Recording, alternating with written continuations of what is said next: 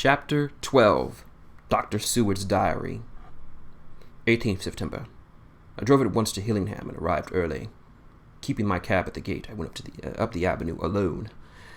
I knocked gently and rang as quietly as possible, for I feared to disturb Lucy or her mother, and hoped to bring only a servant to the door. After a while, finding no response, I knocked and rang again. Still no answer. I cursed the laziness of the servants, that they should lie abait in such an hour, for it was now 10 o'clock. So rang and knocked again, but more impatiently this time, but still without response. Here, though, I blamed it only on the servants, but now a terrible fear began to assail me. Was this desolation but another link in the chain of doom which seems drawn tightly around us? Was it indeed a house of death for which I had come too late? I knew that minutes, even seconds of delay, might mean hours of danger to Lucy, if she had gone again to one of those frightful relapses of hers, and I went around the house to try if I could find a chance of entry elsewhere. I could find no means of ingress. Every window and door was fastened and locked, and I returned baffled to the porch. As I did so, I heard the rapid pit-pat of swiftly drawn horses' feet. There, stopped at the gate, and a few seconds later, I met Van Helsing riding up the avenue. When he saw me, he gasped out, Then it was you, and just arrived? How old is she? Are they too late? Did you not get my telegram? I answered as quickly and coherently as I could that I only got his telegram early in the morning, and could not lose a minute coming in here, and I could not only make it for any house, for make out anyone in the house to hear me. He paused and raised his hat solemnly. Then I fear we are too late. God's will be done. With his usual recuperative energy, he went on, Come! If there is no way open to get in, we must make one. Time is all in all to us now. We went round to the back of the house where there was a kitchen window. The professor took a small surgical saw from his case and handed it to me, pointed at the iron bars which guarded the window. I attacked them at once, and had very soon cut out through 3 of them. Then, with a long, thin knife, he pushed back the fastening of the sashes and opened the window. I helped the professor in and followed him. There was no one in the kitchen or the servants' rooms, which were close at hand. We tried all the rooms as we went along, and in the dining room, dimly lit by the rays through the shutters, found 4 servant women lying on the floor. There was no need to think them dead, for their strenuous breathing and the acrid smell of laudanum in the room left no doubt as to their condition. Van Helsing and I looked at each other, and as we moved away, he said, We can attend to them later. Then we ascended to Lucy's room. For an instant or two we paused at the door to listen, but there was no sound to be heard. With white faces and trembling hands, we opened the door gently and entered the room. How should I describe what we saw? On the bed lay 2 women, Lucy's mother and Lucy herself. Her mother lay farthest in, and she was covered with a white sheet, the edge of which was just blown back by the draught that flowed through the broken window, showing the drawn white face with a look of terror fixed upon it. Beside her lay Lucy, with face white and still more drawn. The flowers which had been draped around her neck that were found upon her mother's bosom, and her throat was bare, showing 2 little wounds, which we had noticed before, but looking terribly and horribly white and mangled. Without a word, the professor bent over the bed, with his head almost touching Lucy's breast. Then he gave a quick turn of his head, as if one who listens, and leapt to his feet. He cried out to me, It is not too late! Quick, quick! Bring the brandy! I flew downstairs and returned with it, taking care to smell and taste it, lest it too was drugged like the decanter of sherry which I had found on the table. The maids were still breathing, but were restless, and I fancied that the narcotic was wearing off. I did not stay to make sure, but returned to Van Helsing. He rubbed the brandy, as on another occasion, on her lips and gums and on the wrist of her palms, of her hands, and he said to me, I can do this, all that can be at present. You go with the maids, flick them in the face with a wet towel, and flick them hard, make them get fire and heat and a warm bath. This poor soul is nearly as cold as that beside her. She will need to be healed before we can do anything else. I went once more and found little difficulty in waking 3 of the women. The 4th was only a young girl, and the drug had evidently affected her most strongly, so I lifted her onto the couch and let her sleep. The others were dazed at first, but as remembrance came back to them, they cried and sobbed in a hysterical manner. I was stern with them, however, and would not let them talk. I told them that one life was bad enough to lose, and if they delayed, they would sacrifice Miss Lucy as well. So sobbing and crying as they were, they went about their way, half-clad as they were, and prepared fire and water. Fortunately, the kitchen and the boiler fires were still alive, and there was no lack of hot water. We got a bath and carried Lucy out, as she was, and placed her in it. Whilst we were busy chafing her limbs, there was a knock at the hall door. One of the maids ran off, hurried with some more clothes, and opened it. Then she returned, and whispered that there was a gentleman who had come for the message from Mr. Holmwood. I bade her simply tell him that he must wait, for we could see no one now. She went away with the message, and engrossed in our work, I clean forgot about him. I never saw in all my experience the professor work as deadly earnest as he knew that this was a stand-up fight with death itself, and in a pause told him so. He answered me in a way that I did not understand, but with the sternest look in his face could wear. If that all it were, I would stop here as we are now, and let her fade into peace, for I see no light in life over her horizon. He went on with his work, if possible, more renewed and more frenzied vigor. Presently, we both began to be conscious that the heat was beginning to have some effect. Lucy's heart beat a trifle more audible with the stethoscope, and her lungs had perceivable movement. Van Helsing's face almost beamed, and as we lifted out of the bath and rolled her into a hot sheet to dry her off, he said to me, "The first gain is ours! Check to the king!" We took Lucy into another room, which had now been prepared, and laid her in bed, and forced a few drops of brandy down her throat. I noticed Dr. Van Helsing tried to tie a small silk handkerchief around her throat. She was still unconscious, and was quite as bad, if not worse, than we had ever seen her. Van Helsing called to one of the women and told her to stay with her and not to take her eyes off of her until we returned, and then beckoned me out of the room. "We must consult as to what to be done," he said as we descended the stairs. In the hall, he opened the dining room door, and we passed in. In closing the door carefully behind them, the shutters had been opened, but the blinds had already been drawn down, with that obedience to the etiquette of death by which the British women of the lower classes always rigidly observes. The room was therefore dimly dark. It was, however, light enough for our purposes. Van Helsing's sternness was somewhat relieved by the look of perplexity. He was evidently torturing his mind about something, so I waited for an instant, and he spoke. "What are we to do now? Where are we to turn to for help? We must have another transfusion of blood, and that soon, or the poor girl's life won't be worth an hour's purchase. You are exhausted already. I am exhausted too. I fear to trust these women, even if they have the courage to submit. What are we to do for someone who will open his veins for her?" "What's the matter with me, anyhow?" The voice came from the sofa across the room, and the tones brought relief and joy to my heart, for they were those of Quincey Morris. Van Helsing started angrily at the first sound, but his face softened, and a glad look came to his eyes. He cried out, "Quincey Morris!" and rushed towards him with outstretched arms. "What brought you here?" I cried as our hands met. "I guess orders the cause." He handed me a telegram. Have not heard from Seward for 3 days, and am very anxious. Cannot leave. Father still in same condition. Send me word for how Lucy is. Do not delay. Holmwood. I think I came just in the nick of time. You know, you only have to tell me what to do. Van Helsing strode forward and shook his hand, looking him straight in the eye. He said, "A brave man's blood is the best things on this earth when a woman is in trouble. You are a man, and no mistake. Well, the devil may work against us for all he's worth, but God sends us men when we want them." Once again, we went through the ghastly operation. I had not the heart to go through with the details.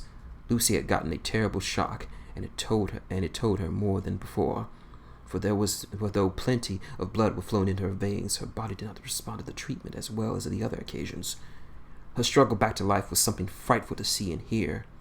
However, the actions of both her and her heart and lungs improved, and Van Helsing made a subcutaneous injection of morphia as before, with good effect. Her faint became a profound slumber. The professor watched when I went downstairs with Quincey Morris and sent one of the maids to pay off one of the cabmen who were waiting. I left Quincey lying down with a glass of wine and told the cook to get ready a good breakfast. And a thought struck me, and I went back to into the room where Lucy was. When I came in, I found Van Helsing with a sheet or two of notepaper in his hand.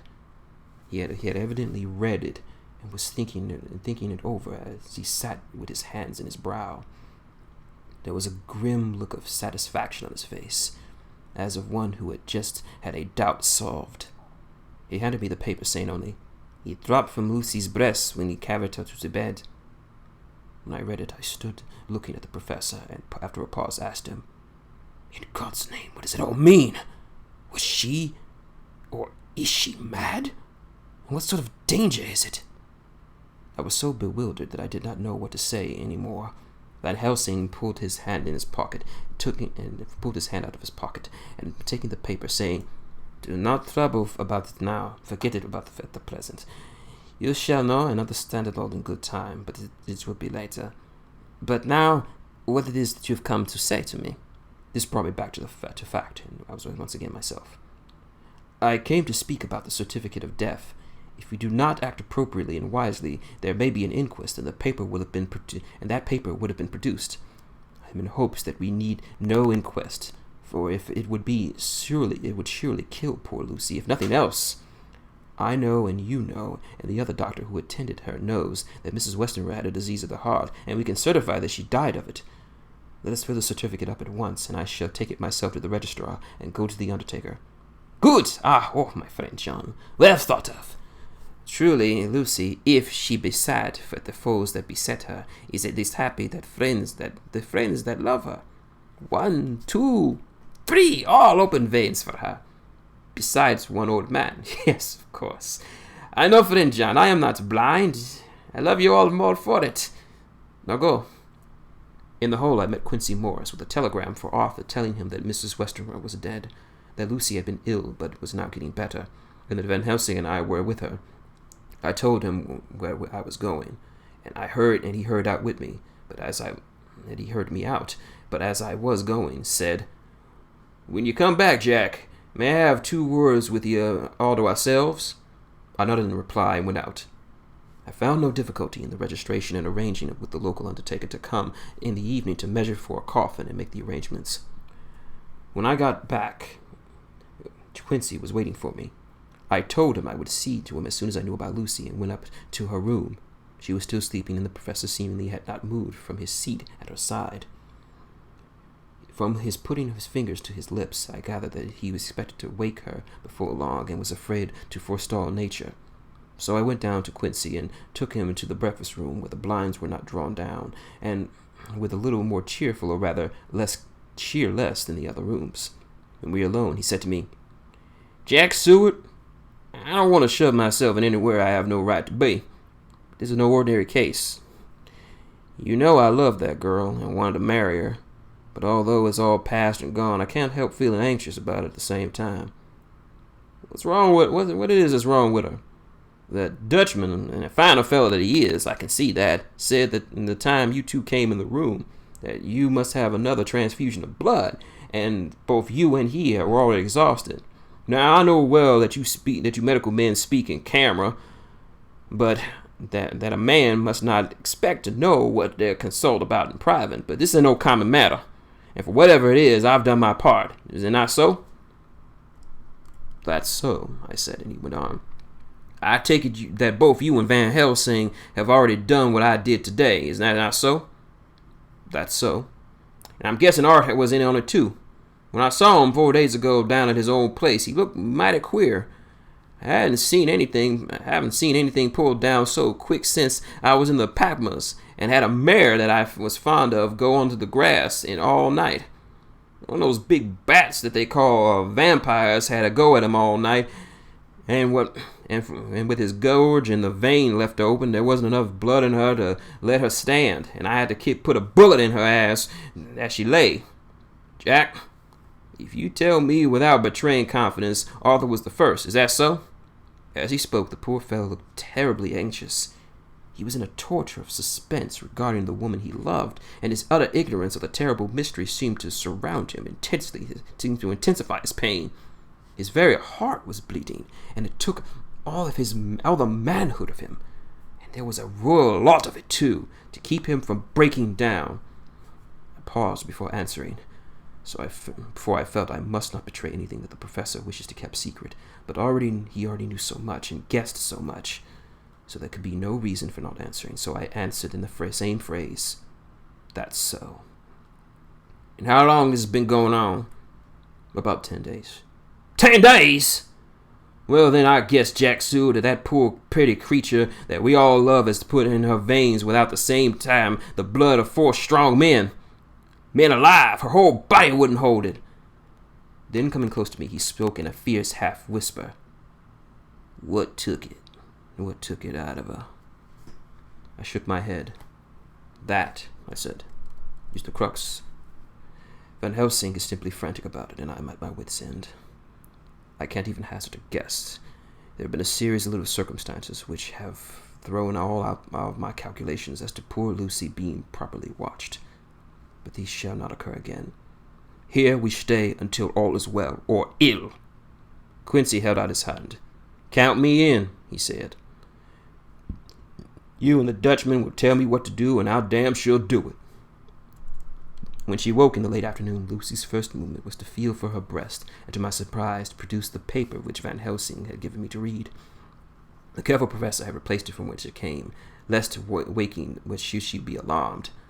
Her eyes then lit on Professor Van Helsing, and to me, and gladdened.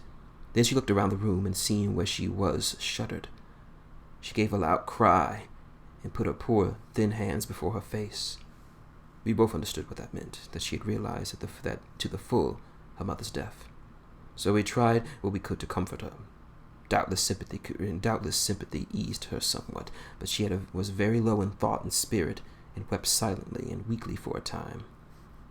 We told her that either or both of us would now remain with her at all times, and that seemed to comfort her. Towards dusk she fell into a doze. Here a very odd thing occurred. While she was asleep, she took the paper from her breast and tore it in two. Van Helsing stepped over and took the pieces from her. All the same, however, she went on with the same action of tearing, as though the material were still in her hands. Finally, she lifted her hands and opened them as though scattering the fragments. Van Helsing seemed surprised, and his brows gathered as if in thought, but he said nothing. 19th September.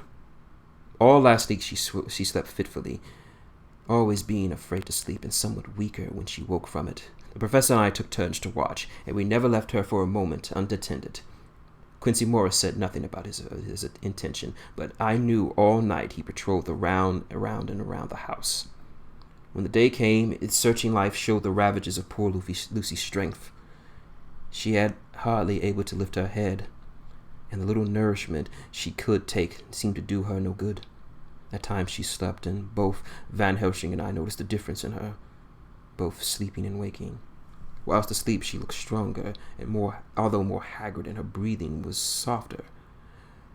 Her mouth opened, showing the pale gums drawn back from the teeth, which then looked positively longer and sharper than usual. When she woke, the softness in her eyes evidently changed the expression, for she looked like her old self, although a dying one. In the afternoon she asked for Arthur, and we telegraphed him. Quincey went off to meet him at the station. When he arrived, it was nearly 6 o'clock, and the sun was setting full and warm, and the red light streamed through the window and gave more color to the pale cheeks. When he saw her, Arthur simply was choking with emotion, and none of us could speak. In the hours that passed, the fits of sleep, or the comatose condition that passed for it, grew more frequent, so that the pauses when convulsions were possible were shortened. Arthur's presence, however, seemed to act as a stimulant. She rallied a little, and spoke to him more brightly than she had done when we arrived. He too pulled himself together and spoke as cheerily as he could, so that the best could be made of everything. It was now nearly 1 o'clock, and he and Van Helsing are sitting with her. I am to relieve them in a quarter of an hour, and I am entering this in Lucy's phonograph. Until 6 o'clock, They will try to rest. I fear that tomorrow will end our watching, for the shock has been too great. The poor child cannot rally anymore. God help us all. Letter. Mina Harker to Lucy Westenra, unopened by her. 7th September. My dearest Lucy, it seems an age since I have last heard from you, or indeed since I wrote. You will pardon me, I know, for all my faults when you have read all my budget of news. Well, I got my husband back all right. When we arrived at Exeter, there was a carriage waiting for us, and in it, though he had had an attack of the gout, Mr. Hawkins. He took us to his house, and where there were rooms for us, all nice and comfortable, and we all dined together. After dinner, Mr. Hawkins said, My dears, I want you to drink your health and prosperity. May every blessing be upon you. I know you both from children, and have, with love and pride, seen you grow up. Now I want to make you to your home from here with me. I have left to me neither child nor chick, all gone, and in my will have left everything to you. I cried. Lucy, dear, as Jonathan and the old man clasped hands. Our evening was so a very nice one and happy one. So here we are, installed in this beautiful old house. From both my bedroom and the drawing-room, I can see the great elms of the cathedral close, with their great black stems standing out against the old yellow stone of the cathedral, and I can hear the rooks overhead cawing and chattering and gossiping all day after the manner of rooks and humans. I am busy, I need not tell you, arranging things and housekeeping. Jonathan and Mr. Hawkins are busy all day, for now Jonathan is his partner. Mr. Hawkins wants to tell him all about the clients. How is your dear mother getting on? I wish I could run down for a day or two to see you, dear, but I dare not go yet, for so much is on my shoulders, and Jonathan wants looking after still. He's beginning to put some flesh on his bones again, but he is still terribly weak by the long illness. Even now, he sometimes starts out of his sleep in a sudden way and awakes trembling until I can coax him back to his usual placidity. However, thank God, these occasions grow less frequent as the days go on, and they will in time pass away altogether, I trust. And now that I have told you my news, let me ask you yours. When are you to be married, and where? And who is to perform the ceremony? And what are you to wear? And is it to be a public or private wedding? Tell me about it, dear. Tell me all about it, for there is nothing which interests you which will not be done to me. Jonathan asked me to send his respectful duty, but I do not think it is good enough for the junior partner of the important firm of Hawkins and Harker. And so, as you love me, and he loves me, and I love you with all the methods and moods and tenses of the verb, I simply send to you his love instead. Goodbye, my dearest Lucy, and all blessings to you. Yours truly, Miss Mina Harker. Report from Patrick Hennessy, M.D., to Jonathan Seward, M.D., 20 September. My dear sir, in accordance with your wishes, I have enclosed a report of the conditions of everything left in my charge. With regards to patient Renfield, there is more to say. He has had another outbreak, which might have been a dreadful ending, but in which, as fortunately happened, was unattended with any unhappy results. This afternoon, a carrier's cart with 2 men made a call on the empty house, whose grounds are about ours. The house to which you will remember the patient ran to twice away. The men stopped at our gate to ask the porter their way, as they were strangers. I was myself looking at out the study window, having a smoke after dinner, and saw one of them come up to the house. As he passed the window of Renfield's room, the patient began to rate at him from within, and called out to him in all foul names that he could say in his tongue.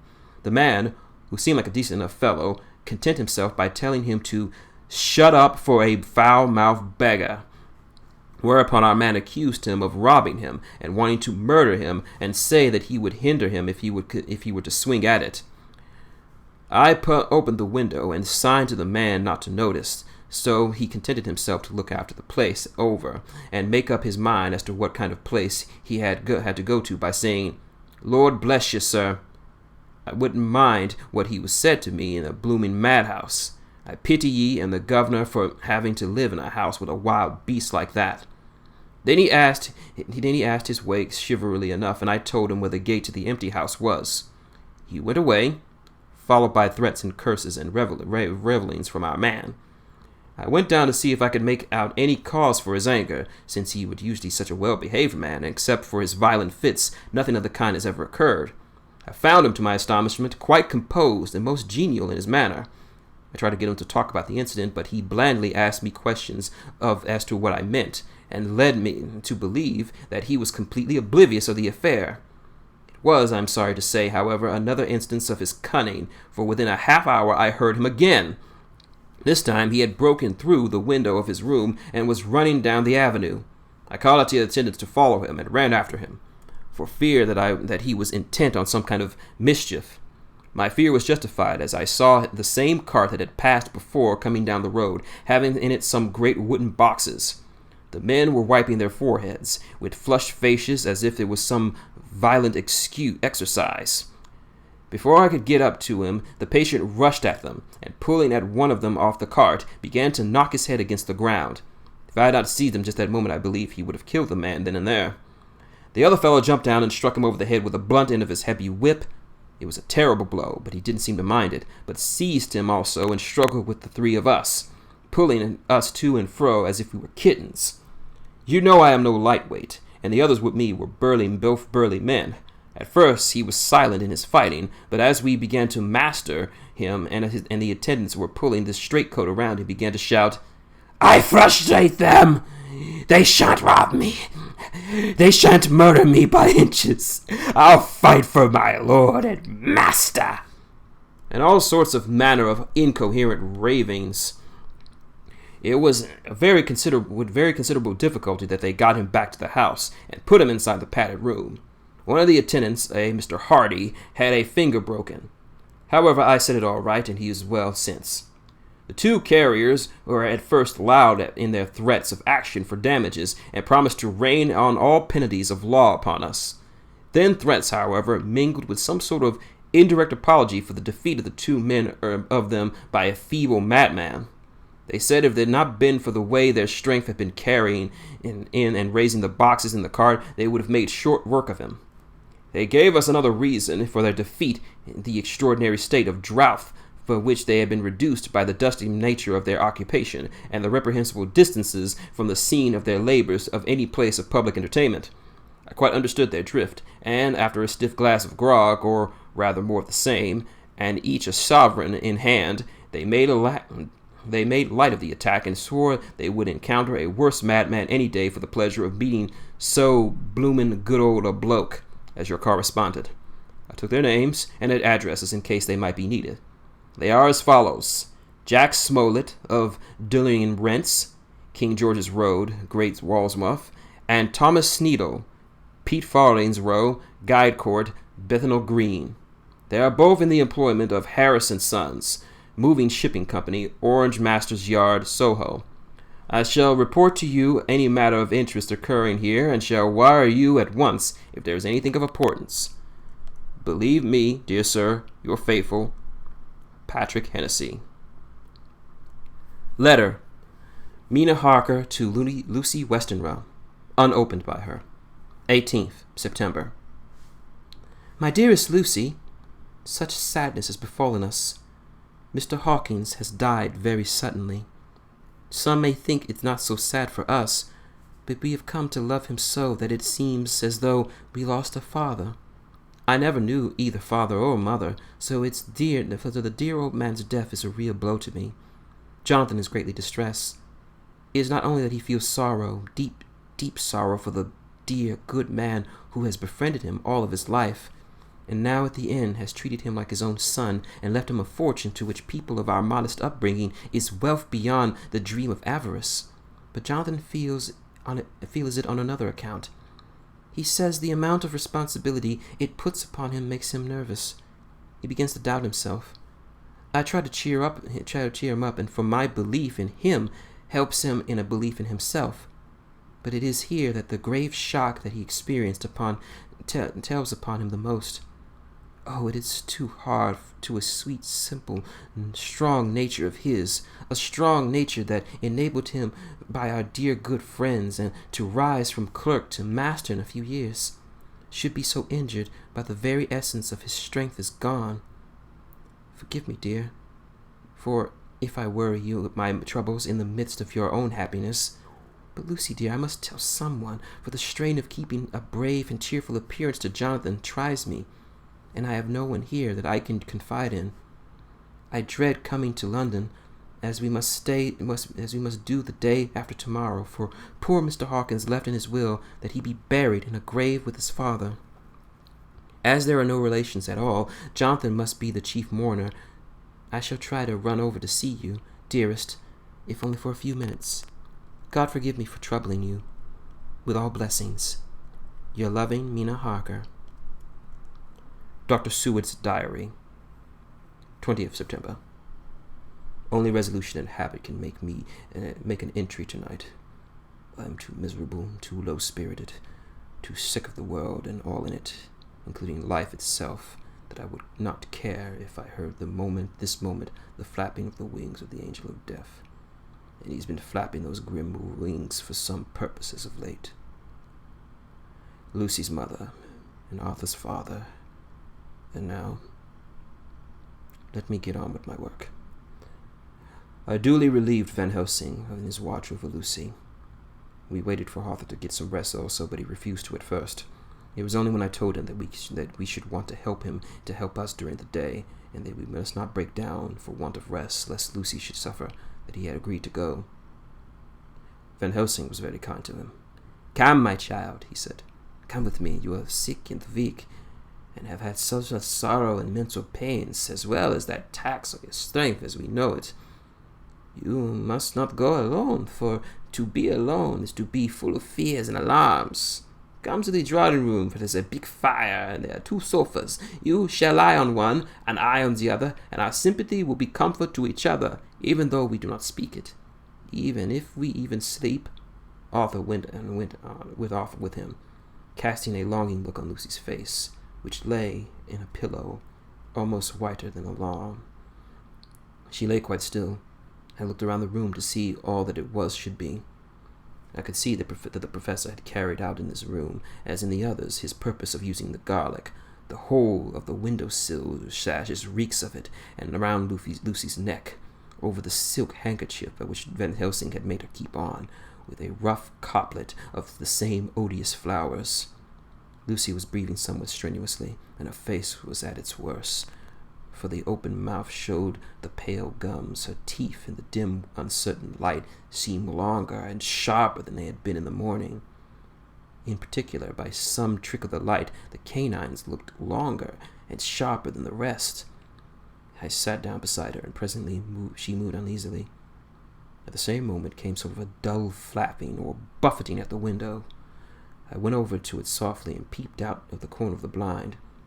There was a full moon, and I could see that all the noise was made by a great bat which wheeled round, doubtlessly attracted by the light so dimly lit, and every now and then would strike the window with its wings. When I came back to my seat, I found Lucy had moved slightly and had torn away the garlic flowers from her throat. I replaced them as well as I could and sat watching her. Presently she woke, and I gave her food as Van Helsing had prescribed. She took but a little, and then languidly. There did not seem to be with her to be the conscious struggle for life, and the strength that had here thereafter marked her illness. It struck me as curious that the moment that she had become conscious, she pressed the garlic flowers close to her.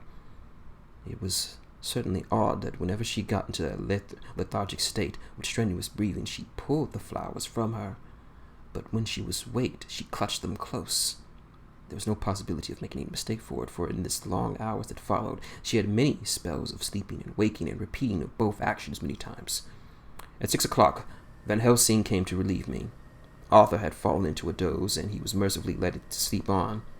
When he saw Lucy's face, I could hear the ceasing indrawn of his breath, and he had said to me in a sharp whisper, "Draw the blinds. I want light!"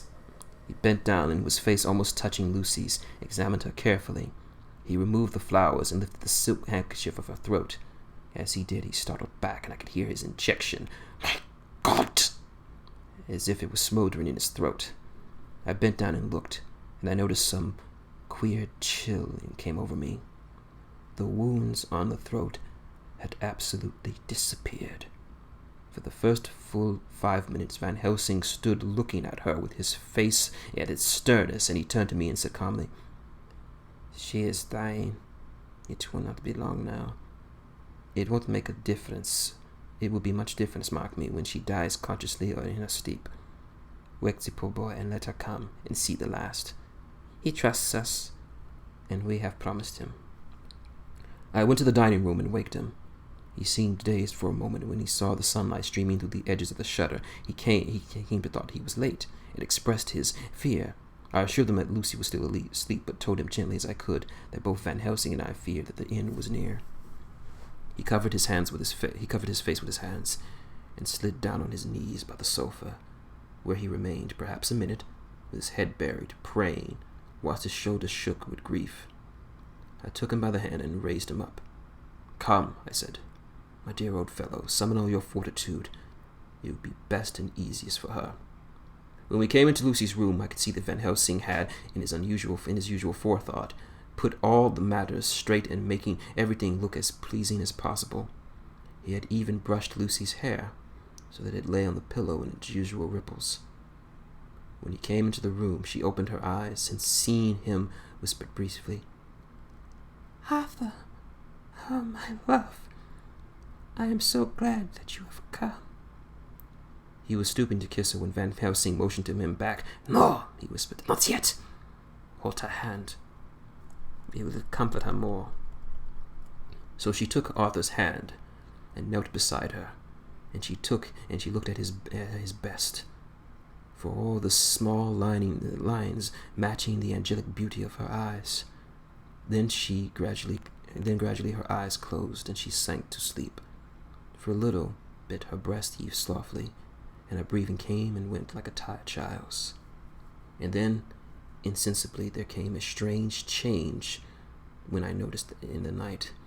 Her breathing grew more strenuous, her mouth was open, the pale gums drawn back, making the teeth look longer and sharper than ever. In the sort of sleeping, waking, vague, unconscious way, she opened her eyes, which were now dull and hard at once, and said in a soft, voluptuous voice, such I had never heard from her lips, "Oh, Arthur, my love, I'm so glad that you've come. Kiss me."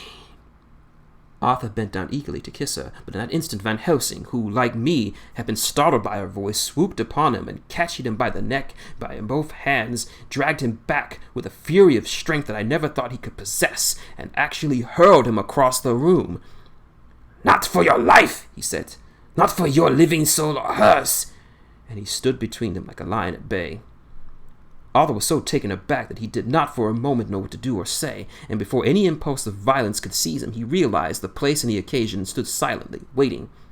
I kept my eyes fixed on Lucy, as did Dr. Van Helsing, and when we saw a spasm as of rage flit like a shadow over her face, her sharp teeth champed down, then her eyes closed, and she breathed heavily.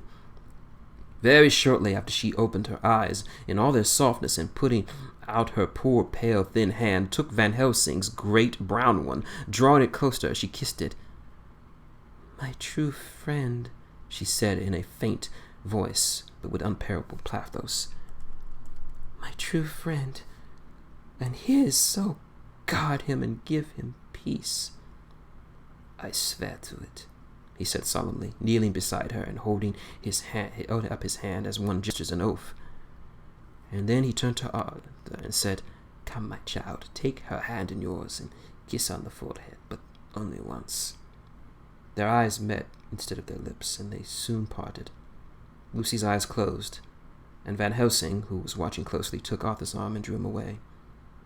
And then Lucy's breathing became very strenuous again, and all at once it ceased. "It is over," said Van Helsing. "She is dead." I took Arthur by the arm and led him away to the drawing room, where he sat down and covered his face with his hands, sobbing in a way that nearly broke me down to see. I went back to the room, and found Van Helsing looking at poor Lucy, and his face was sterner than ever. Some change had come over her body. Death had given back her a part of her beauty, for her brow and cheek were recovered some of their flowing lines. Even the lips had lost their deadly pallor. It was as if the blood no longer needed for the working of the heart had gone to make the harshness of death seem as rude as might be. We thought her dying while she slept, and sleeping when she had died. I stood beside Van Helsing and said, "Ah, well, poor girl. There is a peace for her at last. It is the end." He turned to me and said gravely, solemnly, "Not so. Alas, not so. It is just beginning." And when I asked him what he meant, he only shook his head and answered, "We can do nothing as of yet. Wait and see."